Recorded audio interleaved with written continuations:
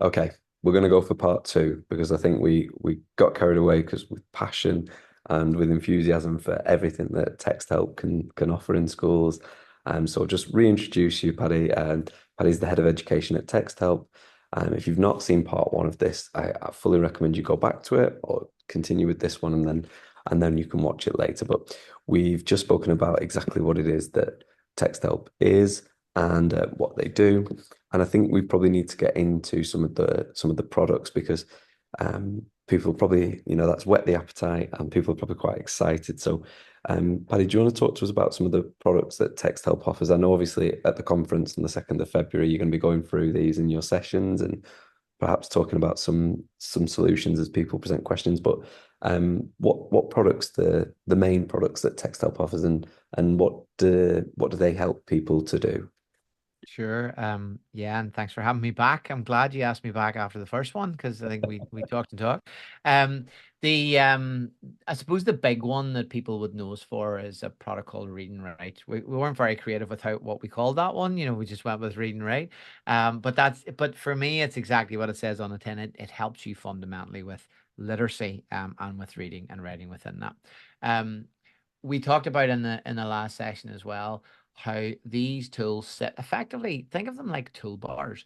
So what they do is they sit on top of the other things that you'd be using. So for example, if you're using Google Docs, you would have this as an extra set of buttons at the top of Google Docs. If you're using Microsoft Word or Office 365, you would have this extra set of buttons.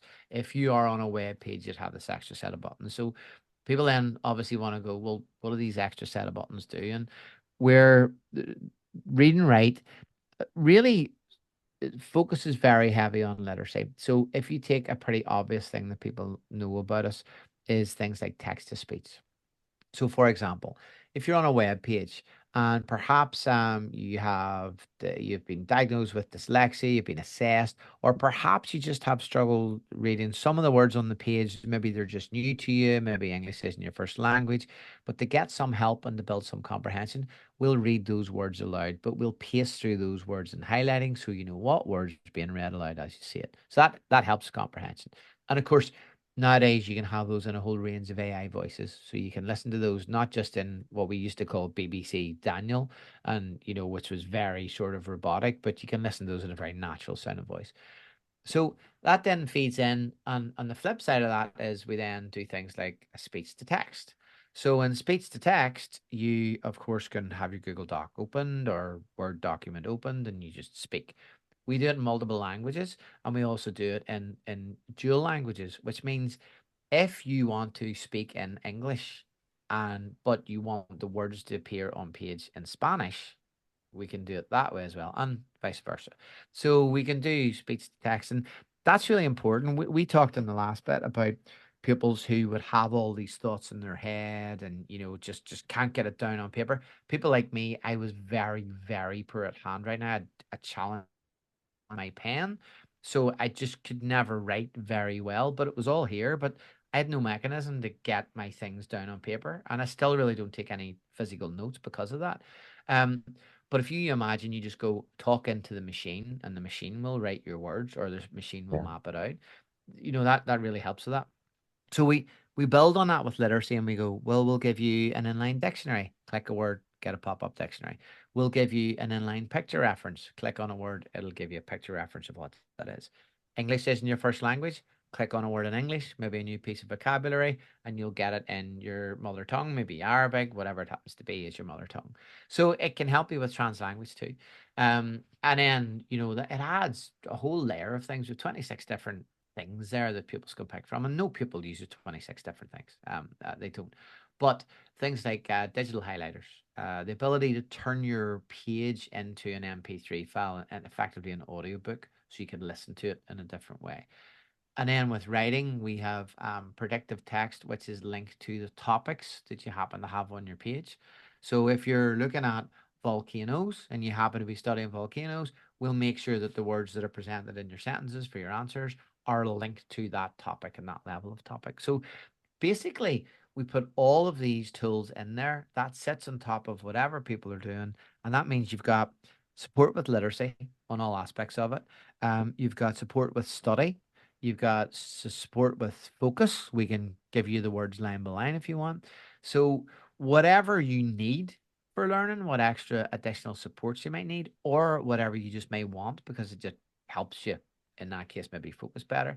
We put them all in one place. And what we find is because we put that everywhere, it means that pupils have consistency. So you know from a classroom, not everybody sits on the Chrome browser all day long and looks at a web page. You know, you move to a specific app or you move to your LMS or then you're in Google Docs or you're watching a slide deck or PowerPoint, whatever it happens to be. So we want to place those buttons every single place. So if people doesn't go, oh, I've got all my supports in Google Docs, and then they move to a PowerPoint and they go, well, I don't have that help anymore. No point. So that's what we do. And fortunately, Todd, there's what 200 last count. I'm going to say 250 million on this was I think my corrected number on this. There's close on that in terms of users that use this on a regular basis. That's the amount of people that are impacted by this worldwide. So really great tool. When you look at it, you go, maybe not as shiny as some of these AI tools that are out there right now, but it's there designed to be delivering some very specific learning outcomes for Yeah. students. And the if I can just add to that one, if you the one of the things that's happening in particularly in Abu Dhabi and sort of the Emirates in general at the minute it is a real sort of embracing of inclusion and inclusion policies. And so what you're finding is that things like the ADEC policy, as an example, are going, well, you need to be familiar with assistive technology tools. You need to be able to provide those.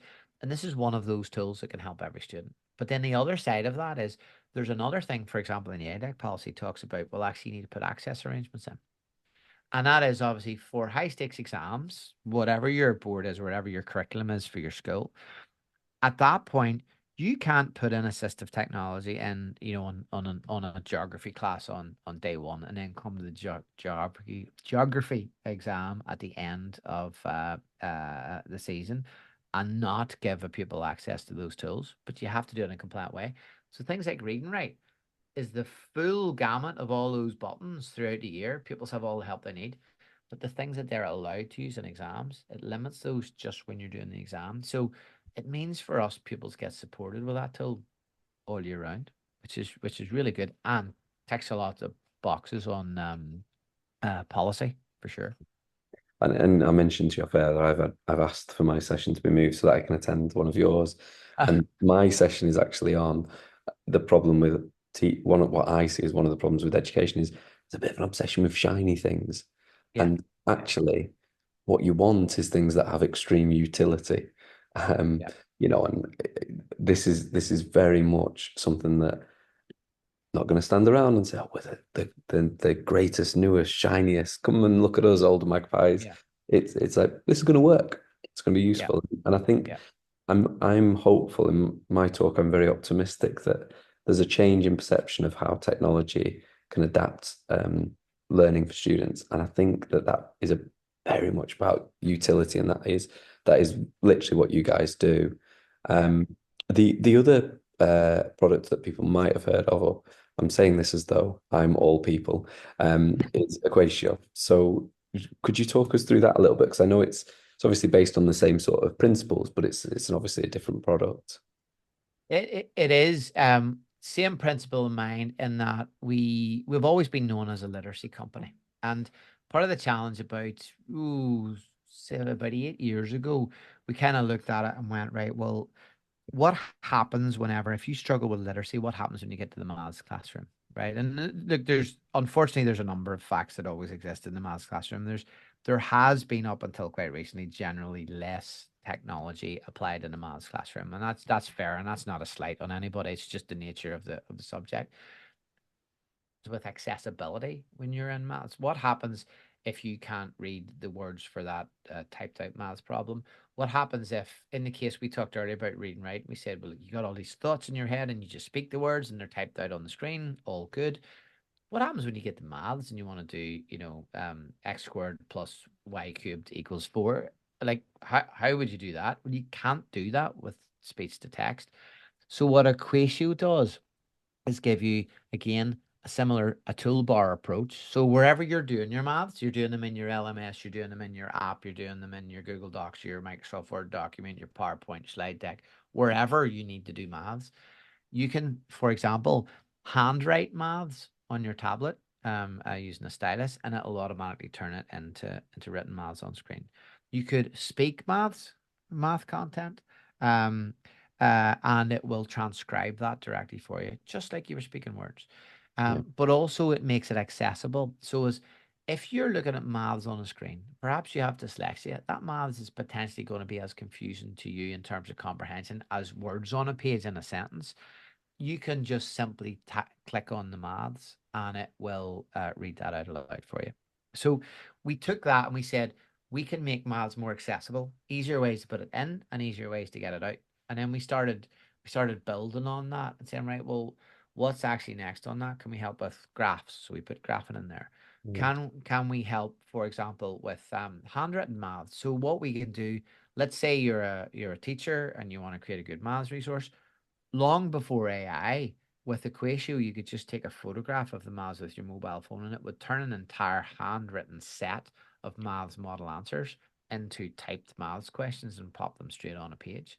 So it would kind of go, take the maths and bridge it from the paper over here, right, and put it in the digital. So the more and more devices we all rolled out in our schools, we went, actually, there needs to be a bridge, and that's what that does in it.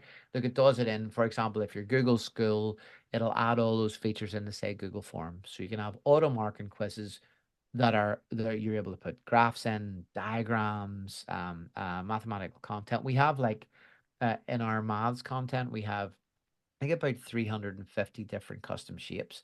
So if you want to put a polygon in and then set the number of sides on it, you can do that. If you want to count in dirhams, if you want to count in sterling or dollars or whatever your denomination coins is, you can do that for your worked example. So it really gives a way to get anything you could do on paper digital and also make it fully accessible. So that's helping people who need some accessibility tools, but also just being able to make the bridge onto doing maths on a Chromebook or a laptop or a Surface device. Yeah, I mean, I'll hold my hands up. I'm a terrible geek, and I remember reading the paper not so many years ago that looked at the link between literacy levels and numeracy, and basically the research showed that if a student had fairly decent literacy levels, they were more likely to have decent numeracy levels and decent outcomes in mathematics, and you're bridging that gap there for students so that they can fully fulfill their maths potential Mhm. without that barrier. So I think that's phenomenal. And you spoke also about the visualization element. Now, I've only ever seen this. Um, I've only ever seen this on the site. I've never actually seen this used live, but it Yeah. looks to me as though for those students that are spiking, obviously we know learning styles is kind of yeah, Yeah. distinct, but there are students who are spiking who need that sort of visual element, that spatial awareness of what it is they're trying to do before the maths will fully make sense to them. And it looks to me as though that's something that it can actually do. It can say, right, here's what this problem looks like, rather than here's just the problem. Yeah. Um, Yeah, we do. One thing we were conscious of doing, like if you take read and write, we talked about earlier, it supports you. It's not there to answer anything or fix anything or give you results. It's there to support you in your learning. Equatio on the math side does the same thing. So whilst there's a scientific calculator built in the Equatio, an accessible scientific calculator, just in the same way we'd all use a calculator, there is nothing in Equatio that actually answers a maths question for you. It'll predict and help you with things. So, for example, if you want to type squared, instead of looking for the small two, you start to type SQ and it goes, oh, you're looking for squared, and it puts the yeah, small two in for you.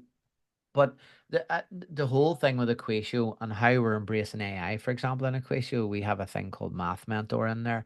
We have fought in the UK here to call it Maths Mentor, but they're not having it. It's still called Math Mentor for our US colleagues. So anybody studying American curriculum, it'll be Math Mentor. Um, but what that does is if you're in the middle and you're answering a question, let's say something most of us will recognize, even if we're not maths heads, Pythagoras theorem, right? And you're just going, Pythagoras theorem, we all vaguely remember that one, yeah, but you're struggling with that. You can get help from Math Mentor by hitting the button. Now, it won't answer your question, but it'll give you a prompt to go, do you know what you should really be doing next after that? You've put that line in. Here's where to go to next. We're not going to give you the numbers, we're not going to give you the answer. And so the idea is using AI responsibly that suggests how we can give you hints and tips to move you forward, and then give you other worked examples to show you how else this could potentially be addressed. So we've built all of that in there too. So it's a very Quatio is one of those things where you could get me on, Todd, and I think you could probably appreciate this, but now you could have me talking 9 hours from now, and we still, we wouldn't have run out of the features in there. And Yeah.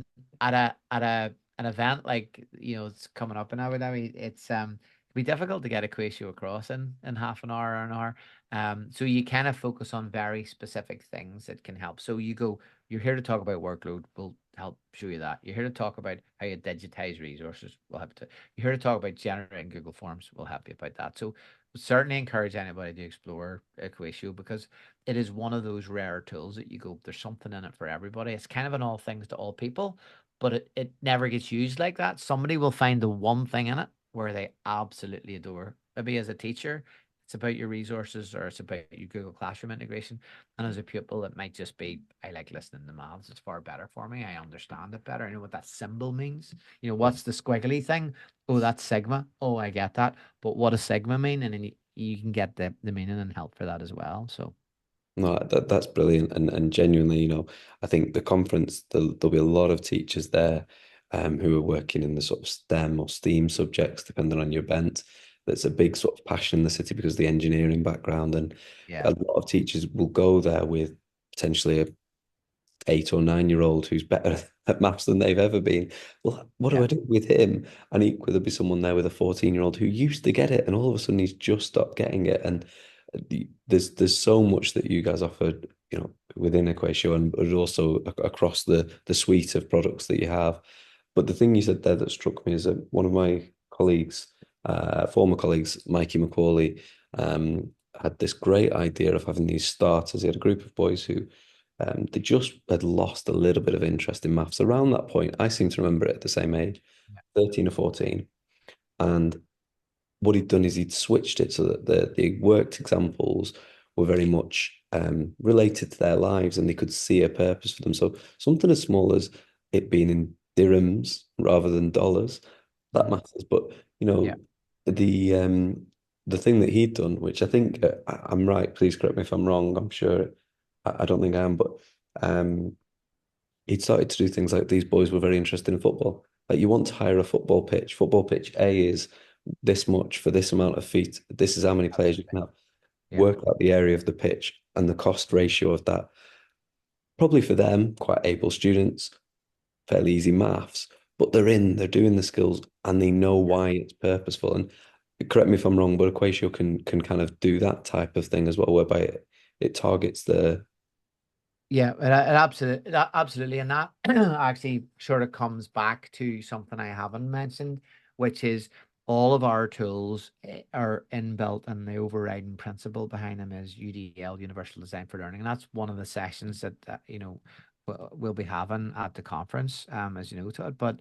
And we talked about it in the first recording. UDL is really important, but there's an important part of UDL which ties directly into what you say, which is you need to be able to engage your students in multiple ways. UDL uses the word multiple all the time, right? It says, right, so the first part is you need multiple routes of engagement or paths to engagement. So if you think about that, that's real engagement is really about recruiting interest. How can I get my kids, interested in what I'm about to teach? A fairly mundane mathematical concept. How can I relate it to them? And the football example is a perfect example of that. I'm a rugby man. Like, I'd look Yeah. at you funny if you showed me football maths example, but is what it is. But that just shows that we're all different in that. But for that set of pupils, having those worked examples based on that is recruiting interest. It's a fundamental part of UDL. It's like, right, this is how we recruit interest in it. And it's a fascinating thing. And it's recognizing that those differences are there. And there's, when you talk about maths, I don't want to put you on the spot here, but well, I will put you on the spot. That's okay. Cool. 18 times 4. What's 18 times 4? Oh, geez. 72. I think So I'm how all. did you come up with that answer? Oh, don't. This is where I revealed that I'm not actually very bright. So I did 18 times two, and then I did 36 times two. Well, there you go. So that's very interesting. Why that's interesting is there was a study done on literally 18 times 4, and I run it in some of the workshops. I won't be doing it in Abu Dhabi, we won't have time, but you run it there. And there's a lady called Joe Bowler in the States, very well known for this one. And she just took a very simple multiplication like that, and they trialed it multiple times. And they put it in a classroom and they said, right, let's figure out, let's have you explain how you come up with that answer. And what she found was that on average, there was 15 different ways, 15 different ways in a classroom of, and if you actually do that in a big group of people, if you did it with all your peers, right, all your teachers in school, you'd find actually a lot of people just do this differently. It's like for me, I rounded up to 20 and then I do, and then I take 10 off. And do you know what I mean? It's like people do it differently.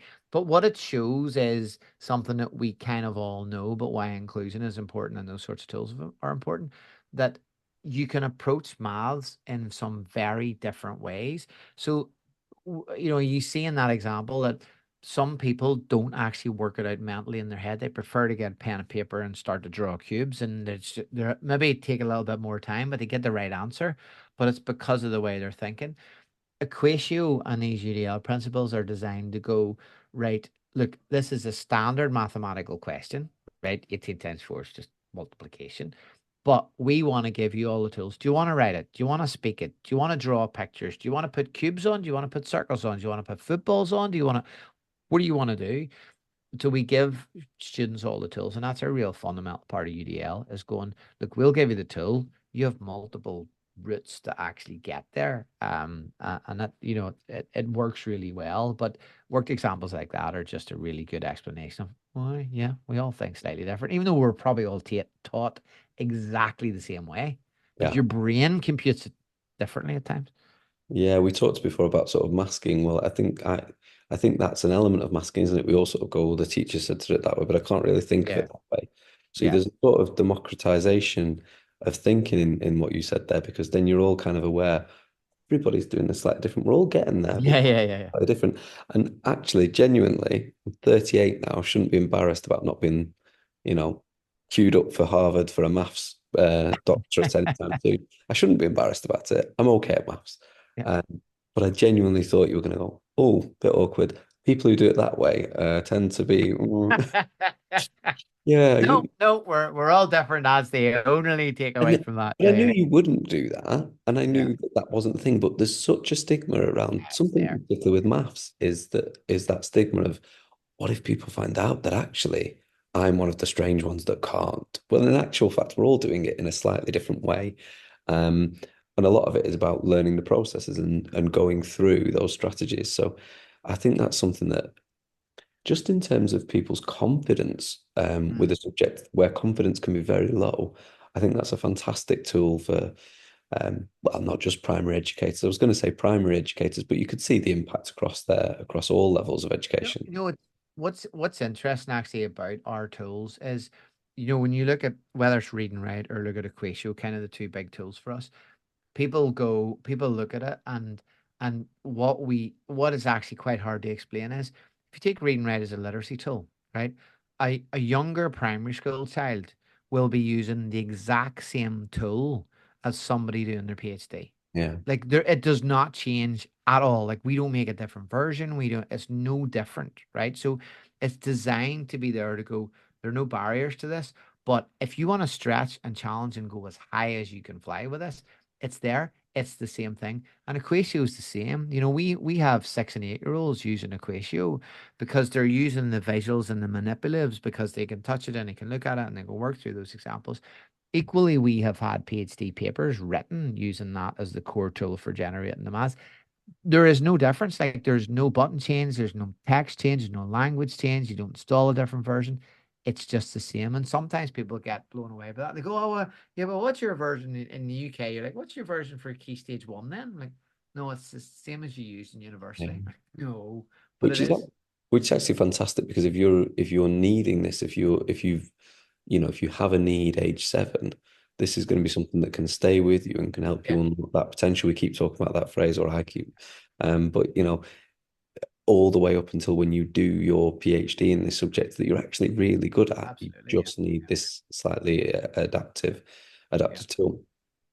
So this question's kind of irrelevant, that, but I'm going to ask it anyway because you keep elaborating in ways which are very interesting. But a few minutes ago, I was thinking, what would a sort of cynical person be sat here thinking? I thought, oh, they'll name some other products and they'll say, oh, yeah, well, you can do that with this product, or you can do that with that product. So, you've kind of just answered that by that simple thing that it follows through with the individual.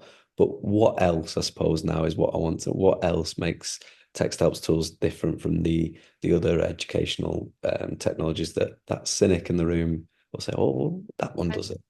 well, no, I'll directly address the cynic actually because I think it's important because Yeah, the one thing that we run up against, the one thing that we run up against is so we talked about so text to speech. That's common in read and write. It's common in Equatio. We pioneered it years ago. But if you think about the devices the kids in your classrooms will be using, when they open up a Chromebook, they have text to speech. When they open up Office 365, they have text to speech.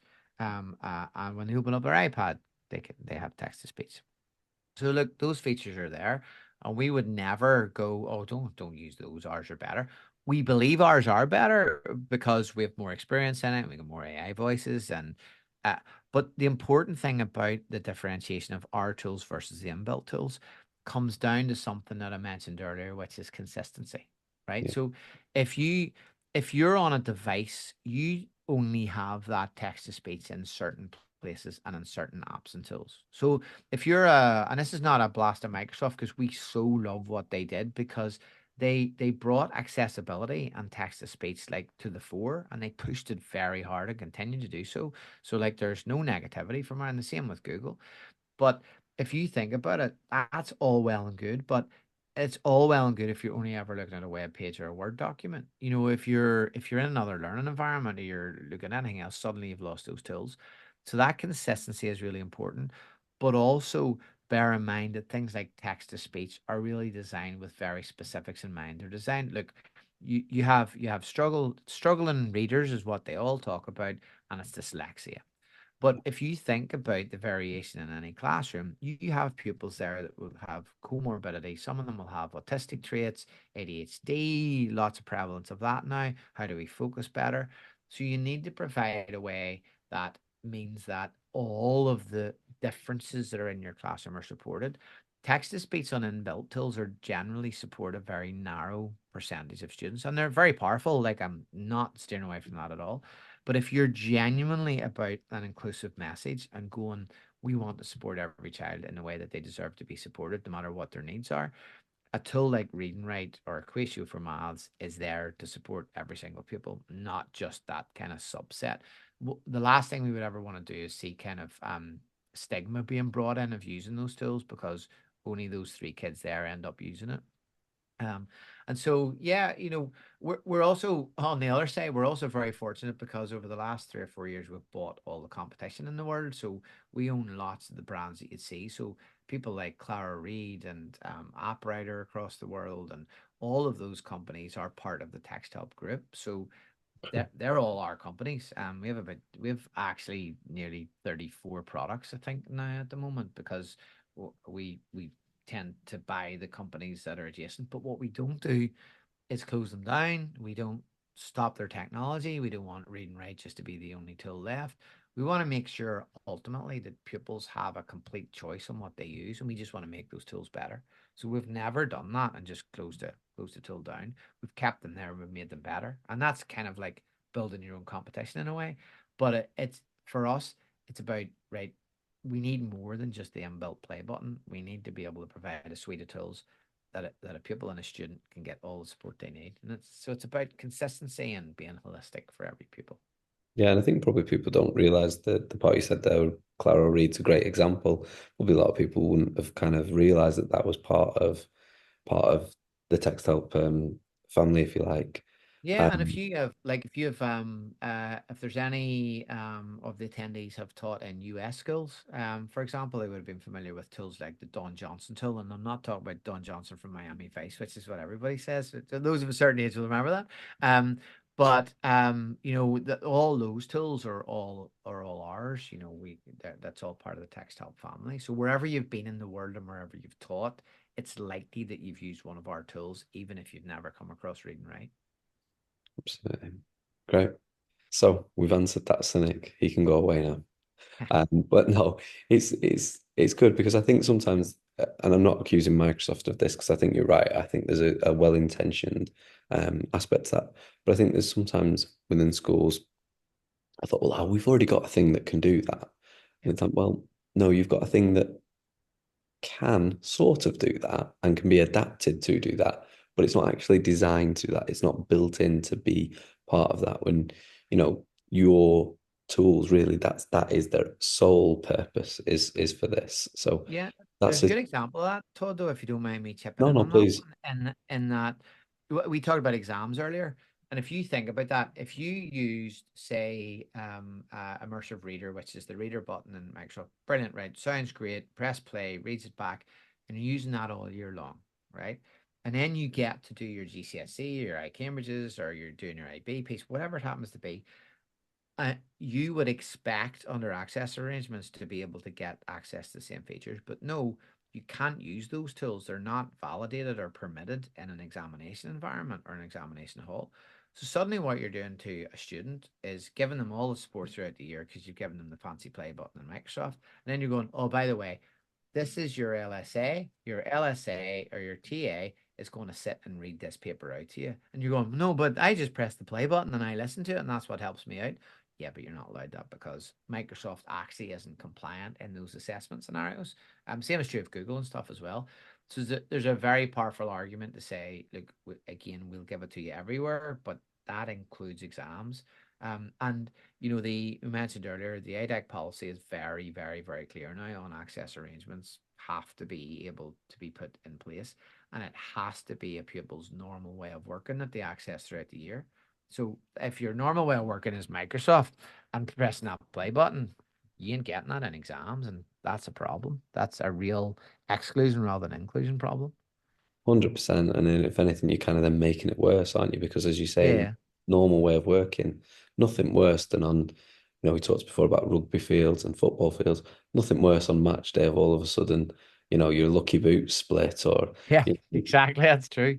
your pair that you normally, Your you're confidence is shot, when anything goes something as wrong. small as Yeah, that, totally. something as Yeah. small as that. Even something like you turn up and the guy that you've normally got a lovely little pattern with, and he makes that run, and that even something as simple as that, you think, oh, he's not Yeah. here today, so how do I Yeah. play? And of course, Sure. he's not how to play, Yeah. but Yeah.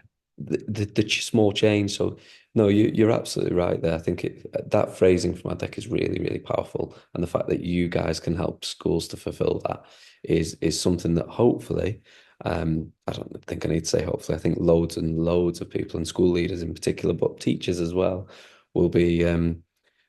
I think I said the second before it's the first. On the first, they'll be with us and wanting to find out more from you because at the end of the day, that's what we're all here for, isn't it? To help the students to succeed and to fulfill that Totally. potential.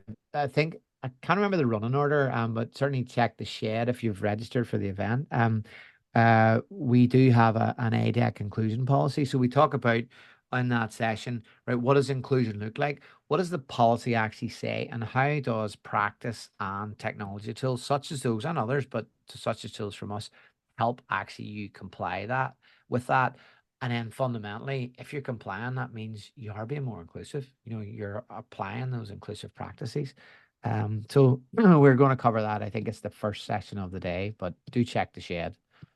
Yeah, I was just trying, as you were speaking, I was trying to pull it up. So you've got 9 a.m. Saturday the 1st. I'm going to repeat that because I got it wrong. No, I Um, think the shed the shed needs edited. Todd, does it? I was But speaking to Ollie this morning. I, I won't. You might want What? to add that. Before I get people excited about things and then they turn up to an empty room. But look, Paddy, we've gone through here. We've gone through those personal stories. We've gone through the products. Um, in this second section, are there other products that you want to signal to people? Or do you think at the moment that those are the key ones that kind of start the conversation? Do you want to kind of talk about some of the other things, or should we pause there? Because I get the feeling No, that you and I could do this again. yeah, but But briefly, and then we can finish the product thing. All I mention is do look out at the conference for a tool called Orbit Note, because Orbit Note does all of the things that Read and Write does, but it also does it on PDFs as well. And that means suddenly your PDFs become actionable. You can write on top of them, you can complete them, you can click on them. So much more you can do. Very much focused on a learning and teaching kind of basis on what we might do. So I would encourage anybody to check that out, because trust me, if you've ever used a PDF in your classroom, this is one thing you don't want to miss. Lots of AI features in there, which will be unmasking stroke unveiling at the conference. And Yeah. then I also mentioned the exams access arrangements. One of the things that everybody asks us about, and it sounds like the most mundane thing ever, in access arrangements, people go, many of my pupils need a word processor for exams. Did you know that you can no longer use any of the Microsoft tools or inbuilt tools as the word processor to be compliant and stay compliant in exams? So of course we have a solution for that. So there's a piece that we're not running as part of the sessions, but I'd love people to come and talk to us about, Todd, just about exams and how they can be compliant on that. And we can show them how the other schools in the region are actually being compliant. And that's just a word processor, but it's built specifically for access arrangements. Weird things about access arrangements. You can type in a word processor, but for most pupils, you can't have a spell check. So those things all have to be turned off within that environment. So yeah, we've lots of things to talk about, but come talk to us certainly about Read and Write, Orbit Note, and Equatio. I was literally talking to a student about that today but the spell check normally does this for me. Yeah, So that's a massive, massive issue for students as well as for teachers. There's loads of things to run after you chase. We mentioned John Lennon in the first part. It yeah, might be like a scene from the Beatles. It's going to be a bit hard day's night. You're going to be running down the corridors, people chasing you. But what about PDFs? That's that's all that's right. I'm happy with that. Yeah, yeah. that's how I'm picturing it. That's how I'm picturing it. Listen, Paddy, really, really enjoyable, and I think people have got a lot to take away from that. And probably, I know I'm kind of excited to kind of see more of these things and the unveiling. I mean, you dropped a bomb there. That'll be a really popular session. There's a So few new things. if you've not signed up already for Paddy's sessions, I know tickets are selling out really quickly for the first, but if you've not signed up for some of them, I think that's probably giving people a taster of. There's 4 sessions, right? There's three plus the opener at the start. Yeah, Yeah. yeah, yeah, yeah. So there's 4 opportunities to see Paddy, three and talks, and I'm sure that's kind of wet the whistle for a lot of people there of something that they would like to know even more about. Paddy, thank you. Really enjoyable. Thank you. Look forward to seeing you soon. See you soon.